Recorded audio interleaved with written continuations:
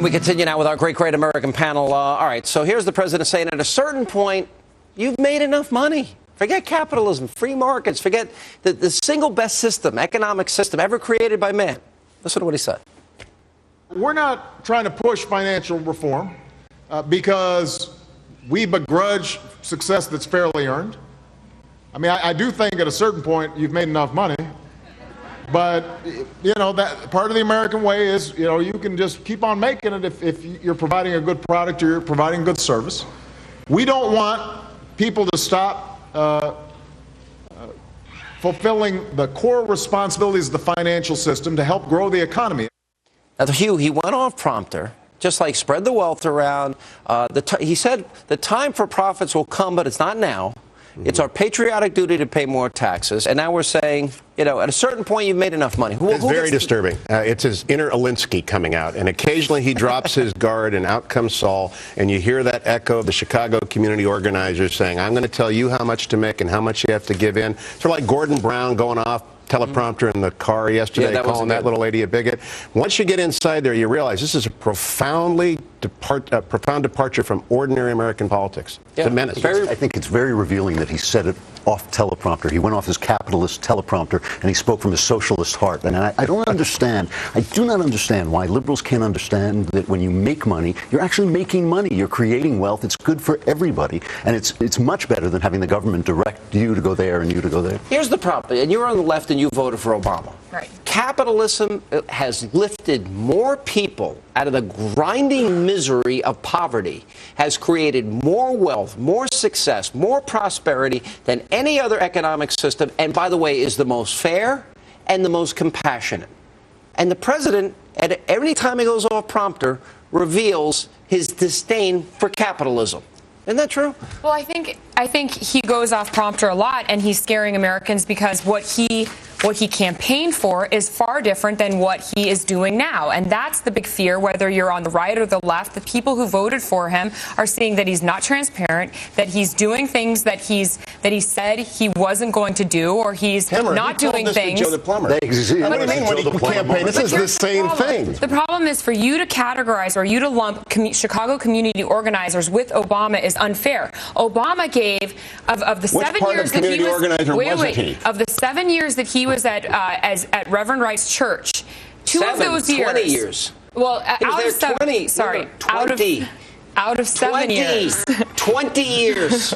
Okay, well, out of 7 years, 2 of those years, he gave less than 1% of his income to the church. So he's a cheapskate like Biden's a cheapskate like Gore's a cheapskate. Right. So you're telling him to be the president's a cheapskate. So, you know, for him to say, for you to say that community organizers and Obama are linked into the same group, it's not the same. And nobody in Chicago knows what community organizing he's even done. We're trying to figure it out. I live in Chicago. Teach the Alinsky course. He taught for an Acorn. He used to teach at Chicago. That is not community organizing. Going back before that, yeah. Right. Well, the only thing, who gets to decide how much is too much? Do we going to have a new bureaucracy? Does the tax cheat Tim Geithner decide? Yeah. Did Al Gore bought a $9 million house? That would be the follow-up. Mr. President, when is too much? How much is too much? Just give us a number. How much is too much? He just said that at a certain point. Right, but why are we taking it apart? Why? Because this society was predicated on liberty and freedom and individual responsibility and choices. And when did we ever start punishing success? Look, you know, this drives me nuts. Because the advancement of the human condition is because capitalism has allowed people to bring their God-given talents to fruition.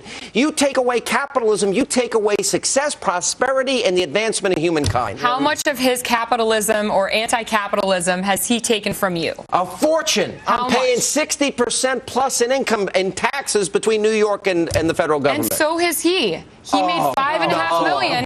He made $5.5 million last year. He didn't pay taxes on those. Listen, he made too much money. Why can't liberals be more generous with their own money? Why can't they? Why do they have to be generous with our money? This is just part of his demonizing the capitalist class. So we're supposed to forget the democratic role in creating this crisis and creating the stuff that Wall Street was abusing. They created the subprime mortgages that Wall Street was abusing and then bailed them out when it crashed. We have 9.7% unemployment is because people are afraid to produce. They're afraid they're not going to keep what they get to make. It will kill our economy dead if he keeps saying things like fall this. apart before Obama, during President Bush.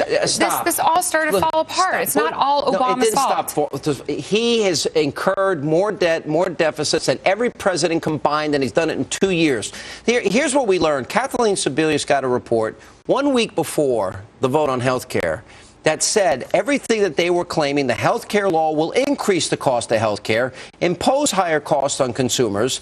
They knew this before the vote. Alan Greenspan is saying rationing is going to be needed to deal with the debt because we can't afford the health care plan. Why didn't they say all this in the 10 months that we were debating all this? You got to go back and read Rules for Radicals. Never tell the truth about what you're up to. Demonize the opposition, and then when it's done, it's over. Well, you voted for him. Are you happy with him? No, and I said that the first time I was on the show. I'm not happy with Obama. I have buyer's remorse. But at the same time, I feel like there's a lot of fear-mongering. What fear-mongering? That you're going to lose all of your money. I'll give you fear-mongering. That nuclear weapons are going to infiltrate our country and we're just going to blow up and go away. I mean, it's said Iran's going to have a nuclear weapon potentially that could hit the U.S. in 5 years. It was Obama that said we face catastrophe unless we pass the stimulus plan. He said that. Is that fear-mongering? Yes, and he's flipped his position. He's flipped a lot of positions. Your president flipped his position. The guy you voted for. Your president has flipped this position too. He is not transparent. We voted for him. And he lied based to us. on transparency. Yes, I agree. All right. You're going to leave it right there? We're out of time. That's all the time we have left this evening. We're making progress here.